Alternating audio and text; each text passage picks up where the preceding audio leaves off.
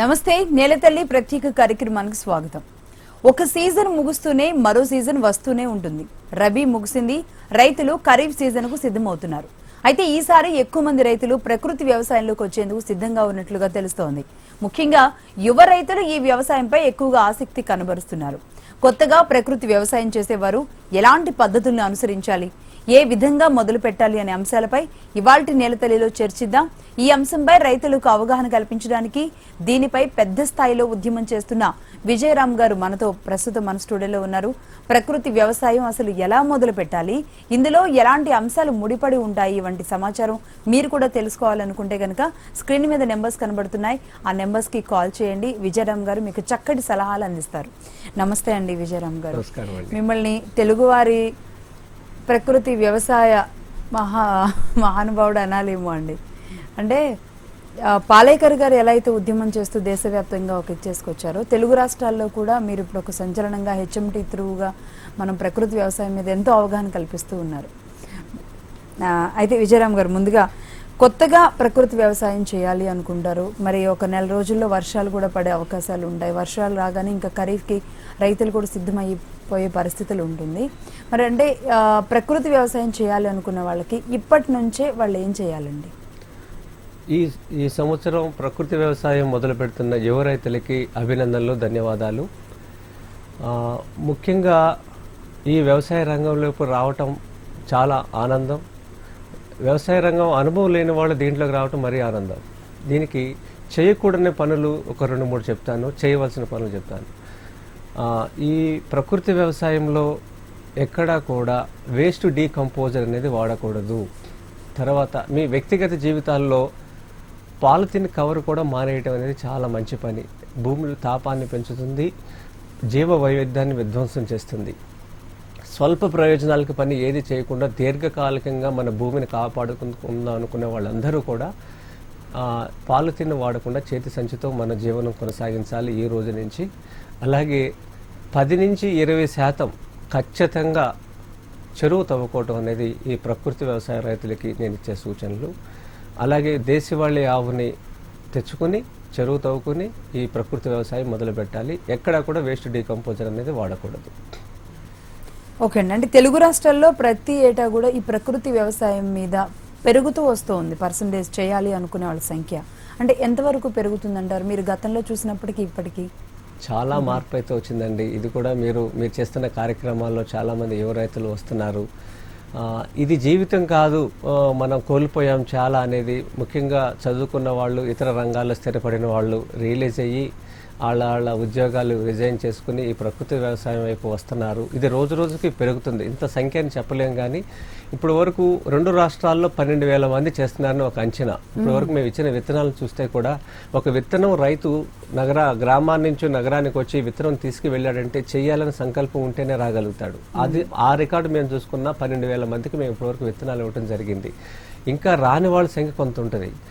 ఇది రాబోయే సంవత్సరం కల్లా ప్రతి జిల్లాలోనే 12,000 మందిని తయారు చేయడానికి మేము సంకల్పం చేసుకున్నాం. అంటే ఇది ఎందుకంటే ఇది అవసరం. ఇది లేకుండా మనిషి ఈ భూమి మీద బతకలేడు.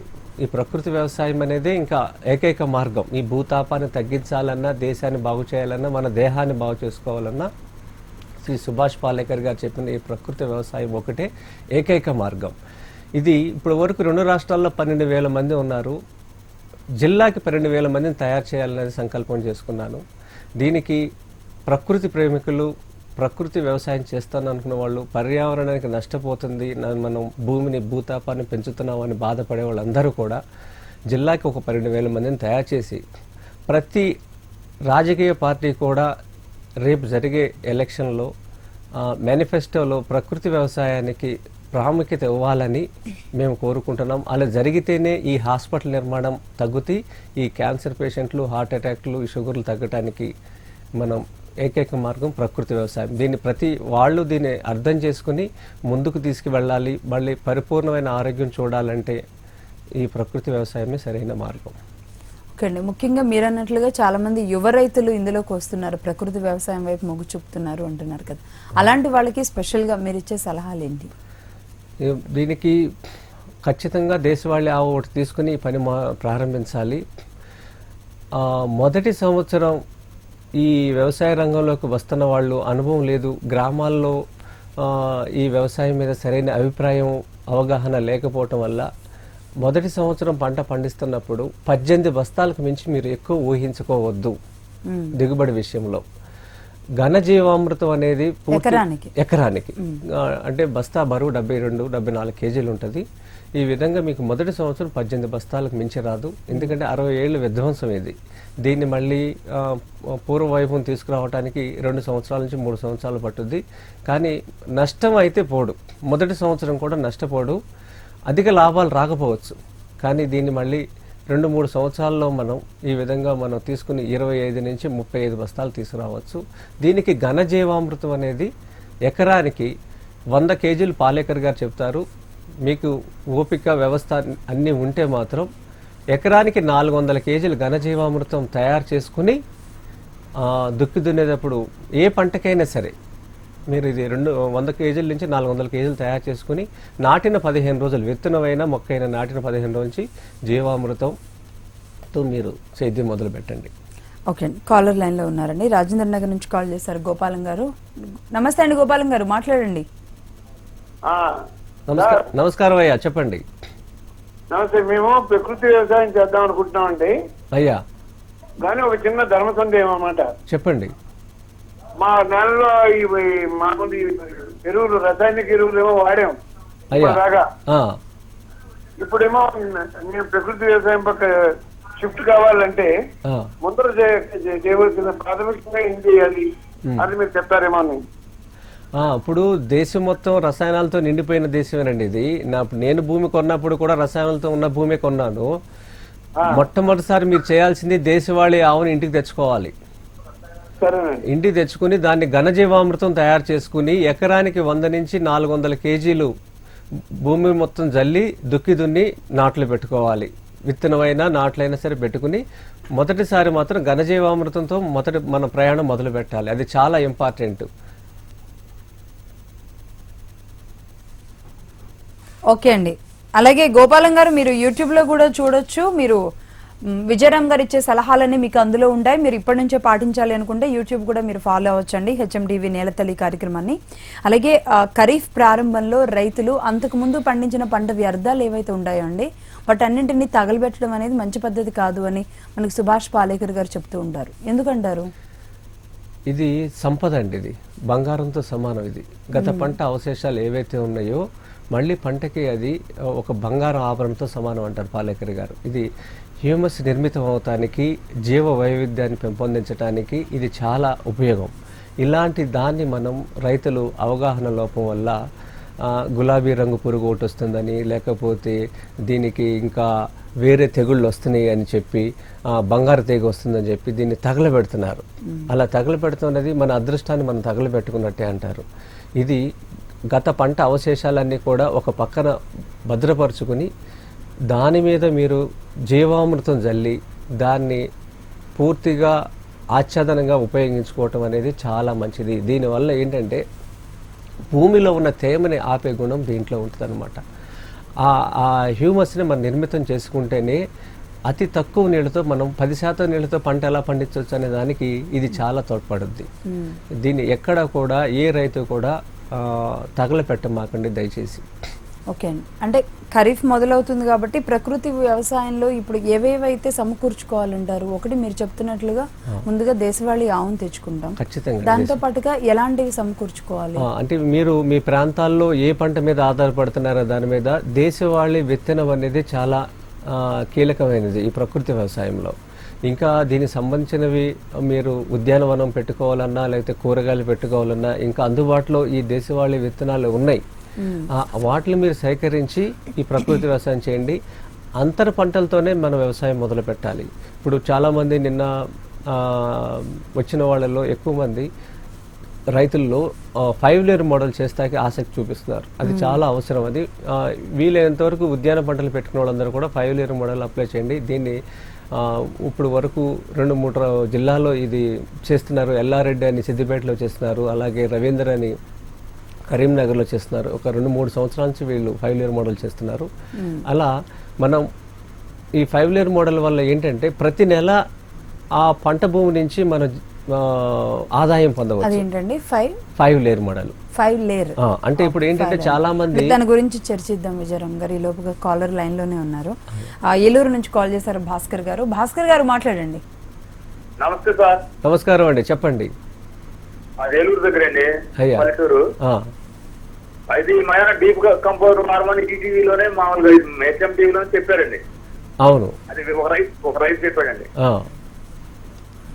అది విన్నామని ఇంకా వాళ్ళదండి, మీరేమో వద్దన్నారు. దాని గురించి కొంచెం అనుమానం ఉంది. రెండోది, ఇప్పుడు ఈ తయారు చేసే పుస్తకాలు ఏమైనా ఉంటే మాకు ఎట్లా సప్లై అవుతుంది? ఇది మన జీవామృతం కానీ ఘనజీవ ఆ బుక్స్ ఏమైనా కావాలండి మాకు. మీరు ఆదివారం కార్యాలయానికి రండి, స్క్రోలింగ్ వస్తూ ఉంటుంది మీకు. అక్కడ పుస్తకాలు, పాలేకర్ గారు రాసిన పుస్తకాలు అందుబాటులో ఉన్నాయి. వేస్ట్ టు డీకంపోజర్ అనేది నిజానికి మన భారతదేశానికి అవసరం లేదు. ఇప్పుడు సుభాష్ పాలేకర్ గారు 35 సంవత్సరాల నుంచి నిర్విరామంగా 48 లక్షల మంది రైతుల్ని చైతన్యవంతులు చేశారు. ఒక ఆవు ఉంటే కేవలం జీవామృతం కోసమే కాదండి.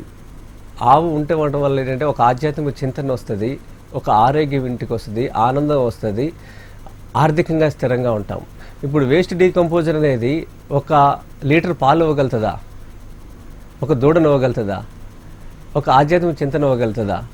ఇంకోటి, వీళ్ళు ఎందుకు వచ్చారంటే మనం భారతీయ రైతులు మన కాళ్ళ మీద మనం నిలబడతాం అనేది ఎవరికి ఇష్టం లేదు, ఏ విదేశీయుల కంపెనీలకి ఇష్టం లేదు. దీని వెనక కుట్ర జరుగుతుంది. పాలేకర్ గారు చేసిన దాంట్లో ఇప్పటి వరకు జరిగిన 48 లక్షల మంది రైతులు భారతదేశంలో ఆచరిస్తున్నారు. ఎవరి ఇళ్లలో ఒక సందేహం కానీ, ఒక అపోహలు కానీ, దీని మీద ఒక అపనమ్మకం కానీ, లేకపోతే ఆత్మహత్య చేసుకుందామన్న ఆలోచన కానీ ఎవరి ఇళ్లలో లేవు. ఇలా 35 ఏళ్ళ నుంచి నిర్విరామంగా మన కోసం ఆయన బతుకుతున్నారు. ఇలా మధ్యలో 20 రూపాయలకి మనం వేస్ట్ డీకంపోజర్ తీసుకొచ్చి ఇవ్వాల్సిన అవసరం ఏంటి? మనం ఎవరి మీద ఆధారపడకుండా బతకటం అనేది పాలేకర్ గారి విధానం. ఇంకోటి, హ్యూమస్ నిర్మితం అనేది ఈ వేస్ట్ డీకంపోజర్ ద్వారా కాదు.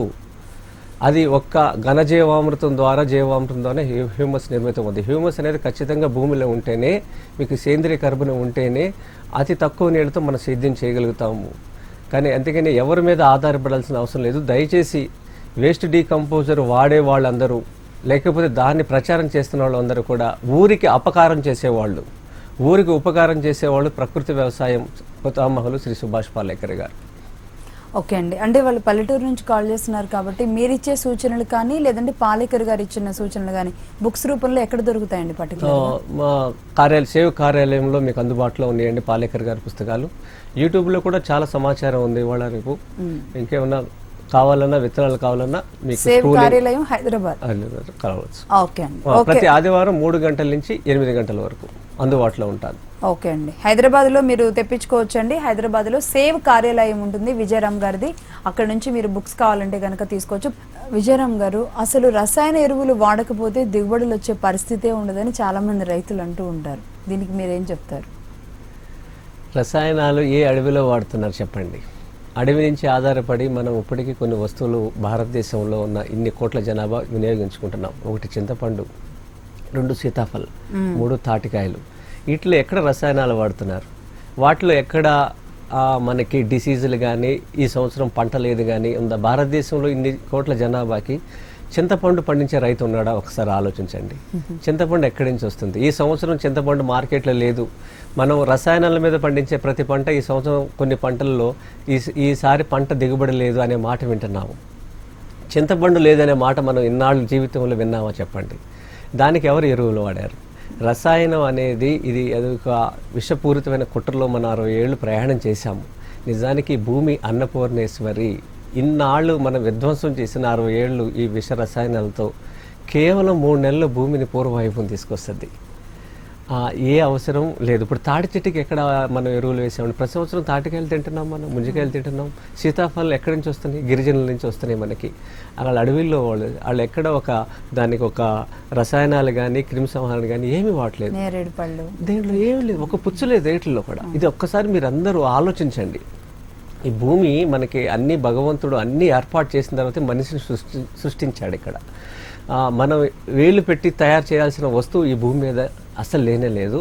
అందులో ముఖ్యంగా విత్తనం అనేది కూడా సృష్టించాల్సిన పని లేదు. ఇప్పుడు ఇన్ని రకాల విత్తనాలు తయారు చేశారు. ప్రతి సంవత్సరం తయారు చేస్తానే ఉన్నారు సైంటిస్టులు. కొత్త వంగడం కనుక్కున్నా అన్నారు. మరి పాత వంగడం కరెక్ట్ కాదా? అంటే ఈ మనిషి బతకడానికి 60 ఏళ్ళు 100 సంవత్సరాల నుంచి బతుకుతాడు ఈ భూమి మీద.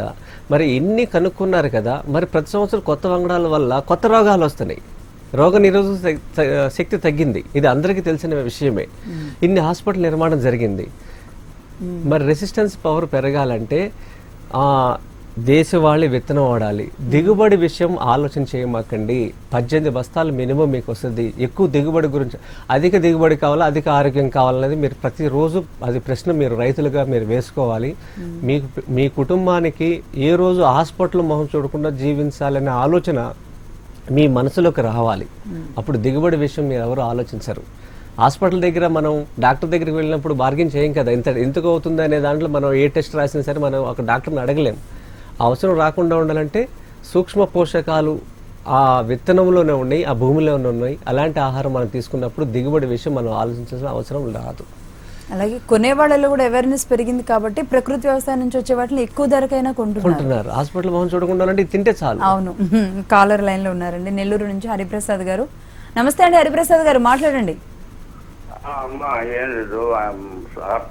అయ్యా నమస్కారం, చెప్పండి. నమస్తే అండి. చెప్పండి. ఏం లేదు సార్, మీరు చెప్పేయన్ని ఒక పుస్తకం రూపంలో రిలీజ్ చేస్తే బాగుంటుందని. పాలేకర్ గారు రాశారండి. ఇవి మీకు సేవ్ కార్యాలయం హైదరాబాద్లో దొరుకుతాయి, అందుబాటులో ఉన్నాయి. ఏంటంటే ఎక్కడైనా అన్ని దగ్గరలో ఉండేటట్టు మీరు తెలుగులో ప్రింట్ చేయించగలిగితే ఎవరన్నా అట్లానండి, ప్రతి చోట అందుబాటులో అయ్యేటట్టు ప్రయత్నం చేస్తాం. ఓకే అండి, మరో కాలర్ కూడా ఉన్నారండి, రంగారెడ్డి నుంచి నాగేశ్వరరావు గారు కాల్ చేశారు. చెప్పండి నాగేశ్వరరావు గారు. అయ్యా నమస్కారం. సార్ జీవామృతం అది కొంచెం టీవీలో చూపిస్తే మాకు నేర్చుకుంటాం కదండి. చాలా సులువైన పని అండి అది. ఒక 5 నిమిషాల్లో జీవామృతం తయారు చేసుకోవచ్చు. 10 కేజీల పేడని ఒక డ్రమ్ములో వేసి 10 లీటర్ల మూత్రం ఈ రెండు కలిపేసి 2 కేజీల బెల్లం 2 కేజీల శనగపిండి బెల్లాన్ని పొడి చేసి పేడలో మూత్రంలో కలిపేసి అలాగే 2 కేజీల శనగపిండిని కొంచెం కొంచెం నీళ్లు పోసుకుంటా బజ్జీ పిండిలాగా కలుపుకుని ఆ ద్రావకాన్ని కూడా వాటిలో కలిపేసి దోసెడు మట్టి మీ భూభాగంలోనే రసాయనాలు వాడకుండా, గతంలో రసాయనాలు వాడకుండా ఉన్న భూభాగంలో మట్టిని ఒకరోజు కావాలంటే దాన్ని తడిపి ఆ పదును మట్టిని మీరు ఒక దోసెడు దాంట్లో కలిపి ఈ మొత్తం మిశ్రమాల్లో 200 లీటర్లు నీళ్ళు పోయాలి. దాన్ని సవ్యదిశగా ఉదయం సాయంత్రం తిప్పాలి. అలా 2 రోజులు ఉంచుకోవాలి. 3వ రోజు నుంచి దీన్ని వారం రోజులకు 1 ఎకరానికి వాడాలి. 1 లీటర్కి 10 లీటర్ల నీళ్ళు కలిపి వాడాలి. జీవామృతం అనేది చాలా సులువైన పని. ఇంతకు మించి మీరు ఏమి చేయాల్సిన పని లేదు. దేశీ విత్తనం అనేది వ్యవసాయానికి ఇంపార్టెంట్. ఆ విత్తనాలు అందుబాటులోనే మా కార్యాలయానికి వస్తే మేము ఇస్తాము. ఇంకా మీకు ఎలాంటి తెగుళ్ళు అనేది పంటకి రావు. ఓకే అండి, విజయరామ్ గారు, అలాగే 80s నుంచి ట్రాక్టర్ల వినియోగం అనేది వ్యవసాయంలో చాలా కామన్ అయిపోయిందండి. అంటే ఇప్పుడు ట్రాక్టర్ల వినియోగం లేకుండా అసలు అంటే ట్రాక్టర్తో ఎక్కువ లోతు అనేది దున్నొద్దు అనేది చెప్తున్నారు, పాలేకర్ గారు చెప్తున్నారు. అంటే దానికి కారణం ఏంటో మీరు కూడా వివరిస్తారా? అంటే ప్రతి భారతదేశంలో ఉన్న వ్యవసాయ భూమి ప్రతిదీ కూడా 3 అంగుళాల నుంచి 6 అంగుళాల్లోనే మొక్కకు కావాల్సిన పోషకాలన్నీ ఉన్నాయి. దాన్ని మనం లోతుగా దున్నడం వల్ల ఆ మొక్క అందుకునే స్థితి మారిపోతుంది. అంటే లోతుకి వెళ్ళే కొద్ది పోషక విలువలు చాలా ఎక్కువ ఉన్నాయి. భూమి అన్నపూర్ణేశ్వరి అంటారు దీనికి. 1960-65లోనే ప్రపంచంలోనే ఈ భూగర్భ శాస్త్రవేత్తలు వచ్చి భారతదేశంలో అనేక ప్రాంతాల్లో నమూనాలు సేకరించి భూమి లోపలికి వెళ్ళింది మొక్క తట్టుకునే స్థితి ఉండదు. అలా కాకుండా మనం 3 నుంచి 4 టన్నుల బరువు ఉండే ట్రాక్టర్ని తీసుకొచ్చి పొలంలో మనం దున్నటం వల్ల ఈ ప్రకృతి వ్యవసాయం చేసినప్పుడు వైవిధ్యం అనేది పెరుగుతుంది రోజు రోజుకి. అది విధ్వంసమై కంప్రెస్ అయిపోద్ది భూమి. దీనివల్ల ట్రాక్టర్ మనం తీసుకుంటే కానీ మనం పండించిన విత్తనాన్ని, మనం పండించిన ఆ సంపదని నగరానికి తీసుకువెళ్ళి అమ్ముకోవటానికి ట్రాక్టర్ను వాడాలే కానీ భూమిలో దున్నటానికి కాదు. ఆ ఇనప నాగళ్ళు వేసి దున్నటం వల్ల మీకు ఏదైతే నిర్మితం చేసుకున్నామో హ్యూమస్ ద్వారా భూమి చక్కగా నిర్మితం అయ్యి భూమి అంతా కూడా ఒక డ్యామ్ లాగా తయారవుద్ది కింద. అది 3 భాగాలుగా తయారవుద్ది ప్రకృతి వ్యవసాయంలో. ఒకటేమో వచ్చేసేసి 3 నుంచి 4 అడుగులో ఒక డ్యామ్ తయారవుద్ది. వేరు వ్యవస్థ పటిష్టంగా వెళ్ళి మనం అడుగున్నర దూరంతో మొక్క నాటినప్పుడు వేరు వ్యవస్థ అనేది 2 నుంచి 3.5 అడుగులు వెళ్తుంది వేరు వ్యవస్థ. అలా అక్కడ మీకు 3 నుంచి 4 అడుగుల లోతులో నీటి నిర్మాణం ఒక డ్యామ్ తయారవుద్ది. అలాగే ప్రకృతి వ్యవసాయం చేసేది వానపాములు అనేది మీకు జీవామృతం ద్వారా చాలా చైతన్యవంతం అవుతాయి. 15 అడుగుల్లో ఇంకో డ్యామ్ ఉంటుంది. మనం మానవ నిర్మితం చేసుకున్న చెరువు ద్వారా నీరు అనేది ఉంటుంది. ఈ విధంగా మనకి 3 రకాలుగా మనం ప్రకృతి వ్యవసాయం చేస్తున్నప్పుడు భూమి అంతా కూడా ఒక స్పాంజ్ లాగా తయారవుతుంది. అంత చక్కగా మృదువుగా తయారైన భూమిలో మళ్ళీ 3 టన్నుల నుంచి 4 టన్నుల బరువు ఉన్న ట్రాక్టర్ని దింపటం వల్ల ఆ వైవిధ్యం అంతా విధ్వంసం అవుతుంది అనమాట. మళ్ళీ మనం 4 అడుగులు ప్రయాణం మంచి వైపు ప్రయాణం చేస్తే మళ్ళీ వెనక్కి 10 అడుగులు వెళ్తాం మనం. అందుకనే దయచేసి మీ భూభాగాల్లో ట్రాక్టర్ని దింపమాకండి. ఒకవేళ మీకు దగ్గరలో ఎద్దులు సేద్యం జరగకపోతే చిన్న పవర్ టిల్లర్స్ వచ్చినవి చేత్తో నడిపించుకుంటూ తీసుకువెళ్తారు. దాని బరువు చాలా తక్కువ, టన్ను లోపే ఉంటుంది. అది తీసుకుని మీరు దున్నుకుంటే తప్ప ఆ పెద్ద పెద్ద ట్రాక్టర్లు మాత్రం ప్రకృతి వ్యవసాయం చేసే రైతులు దయచేసి వాడకూడదు కూడా. ఓకే అండి, కాలర్ లైన్లో ఉన్నారు. మాణిక్యరావు గారు ఉన్నారు, మాట్లాడండి. మాణిక్యరావు గారు. అయ్యా నమస్కారం, చెప్పండి. నమస్కారం అండి, నేను ప్రకృతి వ్యవసాయం చేస్తున్నాను. అయ్యా అయితే ఇది ఘనజీవామృతం 400 కేజీలు అంటున్నాను కదా, ఇది తడిదా పొడిదా? పొడిదమో ద్రవజీవామృతం అంటారు, తడిదమో ద్రవజీవామృతం అంటారు, పొడిదమో ఘనజీవామృతం అంటారు. దీన్ని ఇప్పుడు ఇది వేసవికాలం, ఈ టైంలో తయారు చేసుకోవటం అనేది సరైన సమయము. దీన్ని మీరు గొబ్బెమ్మలాగా లడ్డూలాగా తయారు చేసుకుని నీడను ఆరబెట్టండి. ఈ వేడి గాలికి ఆరిపోతుంది అది. ఒక ఎకరానికి 100 నుంచి 400 కేజీలు మీకు ఎలా సౌకర్యంగా ఉంటే అలా తయారు చేసుకుని ఈ లడ్డూలని ఆరిన తర్వాత పొడి చేసి 6 నెలలు నిల్వ ఉంటాయి. ఇవి పొడి చేసి ఎకరానికి ఇది ఈ విధంగా మీరు దుక్కు దున్నేటప్పుడు భూమిలో వేసి నాట్లు పెట్టుకోండి. ఇది ఘనజీవామృతం అయితే ఖచ్చితంగా మీరు చేయాల్సిన పని ప్రకృతి వ్యవసాయంలో.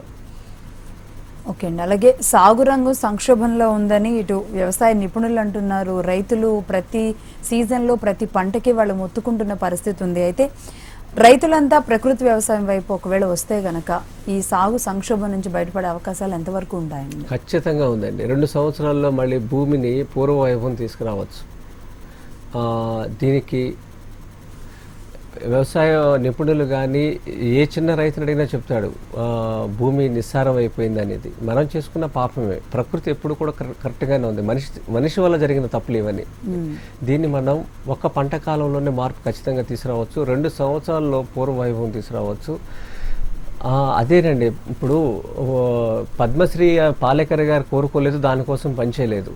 ఆయన నిస్వార్థంగా ఎంత సేవ చేసి ఎంతమంది చైతన్యవంతులు చేసుకొచ్చారు. ఇది పద్మశ్రీ ఆయనకి ఇచ్చే ముందు భారత ప్రభుత్వం కానీ బయట రాష్ట్ర ప్రభుత్వాలు కానీ ఈయన ఇంత ఇదిగా దీన్ని ప్రచారం చేస్తున్నారు, ఆచరిస్తున్నారు. దీన్ని ఇంప్లిమెంట్ చేయటం అనేది ఏ రాష్ట్రంలో అయినా కొంచెం జరగటానికి అధికారికంగా ఏ ప్రభుత్వం దీన్ని ముందుకు తీసుకెళ్ళి ఒక జిల్లాలో ఒక కలెక్టర్కి అప్పచెప్పి ఒక గ్రామంలో 10% అగ్రికల్చర్ ల్యాండ్ని ఈ ఖరీఫ్ సీజన్లో కూడా 2 రాష్ట్ర ప్రభుత్వాలకి విన్నవించుకుంటున్నాము. ఒక్క రాష్ట్రంలో ఒక జిల్లాలో ఆ జిల్లాలో 10% అగ్రికల్చర్ ల్యాండ్ అని మాకు అప్పచెప్పండి. అక్కడ దీన్ని పూర్తిగా శాస్త్రీయంగా మేము ప్రకృతి వ్యవసాయము చేసి చూపిస్తాము. ఆ ఫలితాలని మీకు మొదటి సంవత్సరమే చూపిస్తాము. పెట్టుబడి లేకుండా 18 బస్తాలు రైతుకు వస్తే చాలా సంతోషం. ఇలాంటి పౌష్టికాహారం తిన్నప్పుడు హాస్పిటల్ ఖర్చులు ఉండవు. ఇది శాస్త్రీయంగా నిరూపించబడినప్పుడు దీన్ని అధికారికంగా మీరు పాలేకర్ గారి విధానాన్ని పుస్తక పాఠ్యాంశాల్లో చేర్చండి. ఆయన తీసుకొచ్చి అధికారికంగా ఈ ప్రచారం చేయండి. సంక్షోభంలో ఉన్నమాట వాస్తవం. దీని నుంచి బయటపడాలంటే ఇది 60 సంవత్సరాల విధ్వంసం కాబట్టి దీన్ని ఎక్కడో కూడా పులి స్టాప్ పెట్టి ప్రకృతి వ్యవసాయం రావాల్సిందే. ఇంకా వేరే మార్గాలే తెలియవు. దీన్ని మేము అందించడానికి సిద్ధంగా ఉన్నాము. దీనికి సంబంధించిన విత్తనం కానీ సమాచారం కానీ ఒక్కరోజు సెమినార్ చేయటం కూడా మేము వాలంటరీగా వచ్చి ఒక సింగిల్ పైసా మేము ఎక్కడ ఆశించట్లేదు, మేము చేయటానికి సిద్ధంగా ఉన్నాము. దీనికి ముందుకు వస్తే మేము ప్రచారం చేయడానికి 2 ప్రభుత్వాలని వేడుకుంటున్నాము. కానీ థ్యాంక్ యూ వెరీ మచ్ అండి విజయరామ్ గారు. నిజంగా మీరు చేసే ఈ కృషి అభినందనీయమని చెప్పాలండి. థ్యాంక్ యూ వెరీ మచ్ అండి మా స్టూడియోకి వచ్చి వివరించినందుకు. అలాగే ఎంతో మంది డౌట్స్ అడుగుతూ ఉన్నారు, అసలు జీవామృతం తయారు చేసుకోవడం ఎలా, ప్రకృతి వ్యవసాయం వైపు మొగ్గు చూపడం ఎలా అనేది. అయితే వీటన్నింటికీ చక్కటి పరిష్కారం హెచ్ఎండివి అగ్రి యూట్యూబ్ ఛానల్ మీరు చూడండి, సబ్స్క్రైబ్ చేసుకోండి. ఒకవేళ మీకు డౌట్ ఉంటే గనక మీ మనవళ్లను లేదంటే యూట్యూబ్ తెలిసి అవగాహన ఉన్న వాళ్ళను అడిగి చక్కగా మీకు వివరిస్తూ ఉంటుంది. ఇటు విజయరామ్ గారు చెప్పేది, అటు పాలేకర్ గారు చెప్పేది. అలాగే ప్రతిరోజు ఉదయం